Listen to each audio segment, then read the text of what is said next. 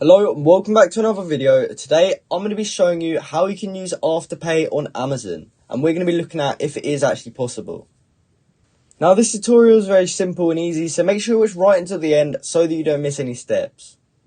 So originally you could go on Afterpay and you could type in Amazon gift cards, you could hit search and you'll be able to see Amazon gift cards here, and then from there you could click on it and buy Amazon gift cards with your Afterpay account.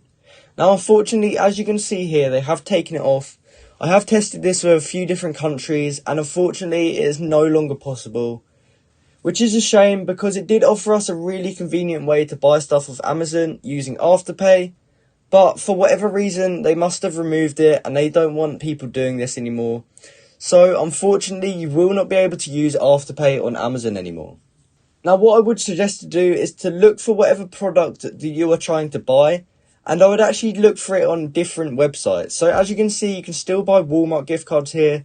So if the item you're trying to buy is on Amazon but is also on Walmart, what you could do is buy the Walmart gift cards through Afterpay, and then you can use those Walmart gift cards in store to buy that item that you wanted originally.